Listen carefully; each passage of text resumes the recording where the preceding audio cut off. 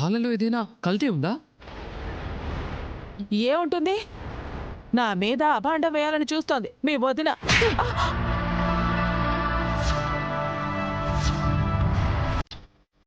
అయ్యో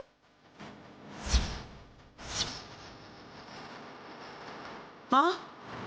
అయ్యో, అదేంటి త్రినేత్రి, మీ మేనత్తని అలా కొట్టేశావు? ఏయ్, నువ్వు ఉండవమ్మా బామ్మ. తను త్రినేత్రి కాదు.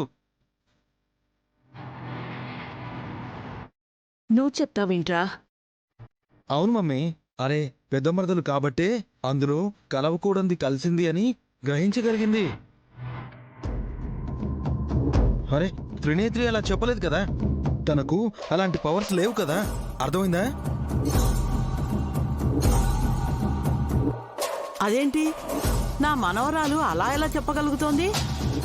నీకు పిచ్చో నాకు పిచ్చో తెలియటం లేదమ్మా.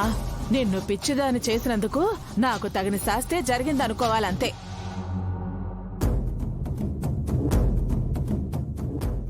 ఏయ్ వైకుంఠం,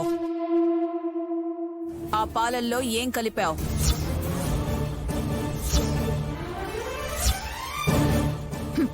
ఏం కలిపావో తర్వాత చెప్దువు గాని ఎవరు కలపమన్నారో అది చెప్పు. చెప్తావా? చెప్పకూడదన్నట్టు అడుగుతావేంటి బ్రో? రేయ్, అది కాదురా. చెప్తావా లేదా అని అడుగుతున్నాను.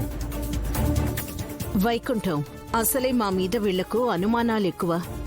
మేమేదో చేశావని అపార్థం చేసుకునే అవకాశం ఉంది. నిజం చెప్పు, పర్వాలేదు. చెప్తాను. హాసిని తోడికోడలు నైనేకి ఎవరికైనా ఆపద వస్తే ముందే పసిగట్టే శక్తి ఉందని తెలిసింది.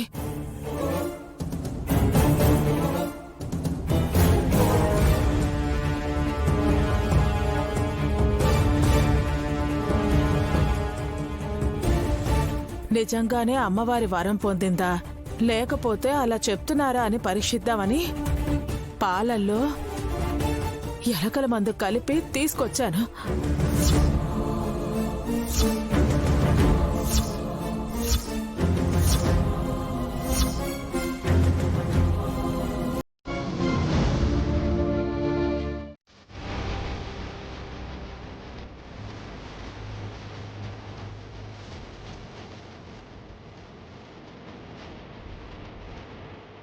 ఎందుకంటే నా మనవరాలైతే వాళ్ళ మేనత్తను కొట్టనే కొట్టదు. తనే మీ మనవరాలు త్రినేత్రికి విషం ఇచ్చి చంపేసిందని తెలిస్తే నువ్వు నీ కూతురని కూడా చూడకుండా ప్రాణం తీసేస్తావు బామ్మ.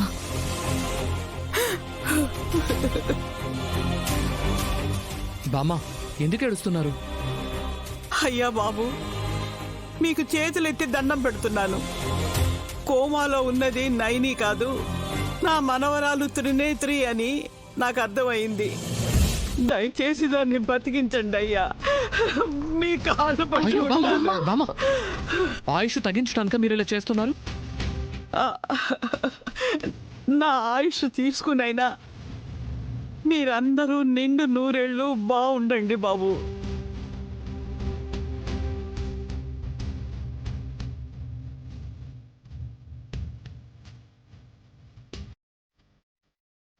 కానీ నా మనవరాలు కళ్ళు తెరవాలి, అది ప్రాణాలతో ఉండాలయ్యా.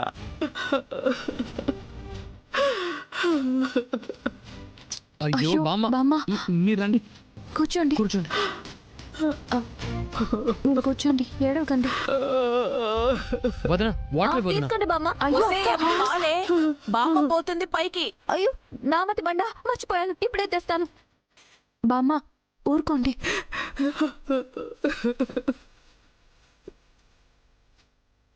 ఇదిగోండి మంచినీళ్ళు, తీసుకోండి.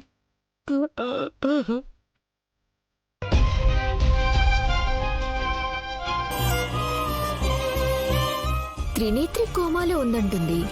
అప్పుడు మా అక్క కదా యాక్సిడెంట్ అయింది. ఏంటో ఈ ఇంట్లో ఏం జరుగుతుందో ఏమీ అర్థం కావట్లేదు. లోతుగా ఆలోచించాలి వల్లభ. అమ్మా, నువ్వు నోరు ముయ్యరా. ఆ, నొప్పితో నోరు మూసుకోలేరు అత్తయ్య. వామ్మో, చెయ్యి నొప్పి. అమ్మా అమ్మా నొప్పి. నీ కొడుకు చెయ్యి విరిగిపోతే అవిటివాడైపోయి తన భవిష్యత్తు ఏమైపోతుందో అని కంగారు పడుతున్నావు కదా. మరి నేను కన్న బిడ్డ నీ దుర్మార్గానికి బలైపోతే నేనెంత బాధపడతానో తల్లిగా ఆలోచించలేవా? మా మమ్మీ తల్లే కాదు.